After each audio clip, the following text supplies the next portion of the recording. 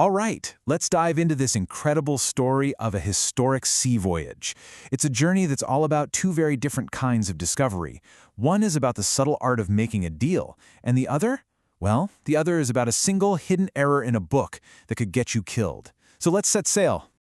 So let me ask you a question. What's more dangerous when you're out on the ocean? A massive typhoon or just one little typo? It sounds like a trick question, right? But for a brilliant young navigator named Nat Bowditch, the answer was anything but simple. On this one voyage, he was about to come face to face with both. Okay, so let's set the scene. Our story kicks off as the American ship, the Henry, drops its anchor at a French island way out in the Indian Ocean.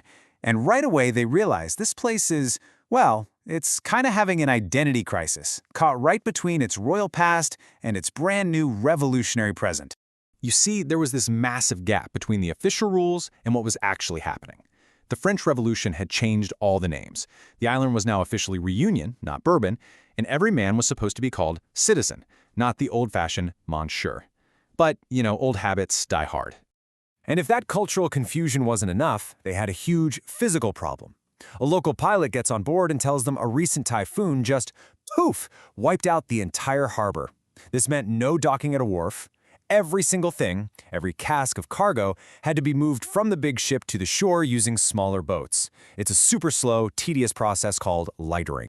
And this is where you get this immediate clash of cultures. You've got the American sailors, they're all business, let's get this done. But on the island, life moves at a different pace. The locals knew something the Americans didn't. In that kind of sweltering tropical heat, rushing around is just a waste of energy. So, as the cargo is painstakingly making its way to shore, the real business of the voyage gets started. And this is where we see two totally different ways of making a deal. So they meet another American captain, a guy named Blanchard, who is just full of what he thinks is great advice. He's like, listen, all you have to do is shout citizen and vive la République. The French love it. They bought my whole cargo right on the spot. Sounds like a pretty good tip, right? But is it? I mean, you couldn't find two more different guys. Blanchard is loud, he's naive, he thinks he's got it all figured out. Nat Bowditch, on the other hand, he's quiet. He watches, he listens, and he pretty quickly figures out that Blanchard's big success story wasn't quite what it seemed. Yeah, the numbers tell the real story here. Blanchard sold his wine for 1,000 livres per cask. But later, Nat overhears the French merchants just laughing their heads off about it. Turns out, wine was so rare on the island, it was actually selling for 5 times that price. They basically just played along with his goofy revolutionary act and completely ripped him off. So Nat, armed with this little piece of intel, he does something brilliant. He turns Blanchard's foolishness into a joke. He walks up to the same French merchants and playfully mimics the loud captain. And they just roar with laughter. They're not impressed by shouting, they're impressed by his cleverness, that he's in on the joke. And the result of this much smarter approach? Nat ends up selling his own personal cargo, a little side hustle of shoes, for 4 times what he paid for them. A huge success, all thanks to quiet observation, not loud shouting. Nat's sharp observational skills were amazing on land for sure, but it was back out at sea where those same skills would lead him to a discovery that was, quite literally, a matter of life and death. The loading process was just as agonizingly slow as the unloading. It took a full month. So by the time they finally headed for home, they were months behind schedule.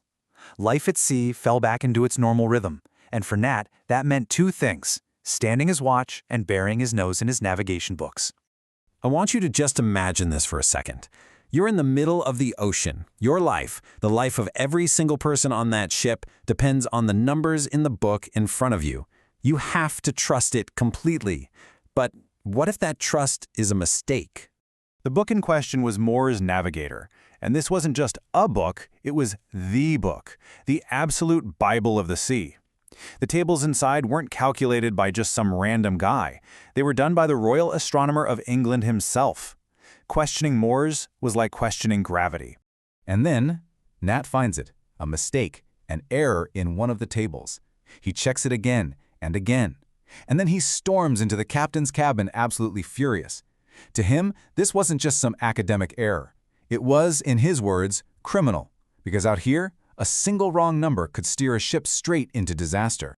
But here's the thing about a mind like Nat Bowditch's. He didn't just find problems, he found solutions. And that hot anger at the error almost immediately sparks a moment of pure genius, a breakthrough that would change navigation forever. Okay, so the old way of figuring out your longitude using the moon, it's called a lunar, was a huge pain. You had to wait for the moon to pass in front of one single specific star, and half the time clouds would just block your view. Nat's idea was revolutionary. He thought, why rely on just one star? Why not measure the moon's position relative to 3 stars all at the same time? It made the whole process faster, gave you way more opportunities to get a reading, and it was a lot more accurate. It was a game changer. You can just picture poor Captain Prince, right? He gets woken up twice in one night, first by an angry navigator, then by a brilliant one. He tests Nat's new method, and what do you know? It works perfectly. His exhausted but totally impressed response just says it all. Nat's brain was just working on a whole other level. So after months at sea, filled with all this tedious work, some really shrewd business deals, and one absolutely groundbreaking scientific discovery, the Henry finally sails back into Salem Harbor. And by all accounts, the voyage was a massive success. The ship made a good profit, and Nat did too. He had his pay, plus almost $500 from his little shoe business, which was a small fortune back then. He had every reason in the world to be celebrating. But as they're stepping onto the dock, he sees a familiar face hurrying towards them. It's the local minister, Dr. Bentley. And the look on the man's face just instantly drains all the joy out of the moment. You just know something is terribly wrong. And this was the final brutal discovery of the voyage. While Nat had been mastering all the variables of trade and celestial navigation, the one variable nobody could control, disease, had struck his own family. His brother-in-law David, who was also a sailor, was gone. It's just a tragic reminder, isn't it? For all his genius, for all his ability to correct human error and find a ship's true position on a map, Nat learned that some of life's greatest dangers are the ones you can never ever predict.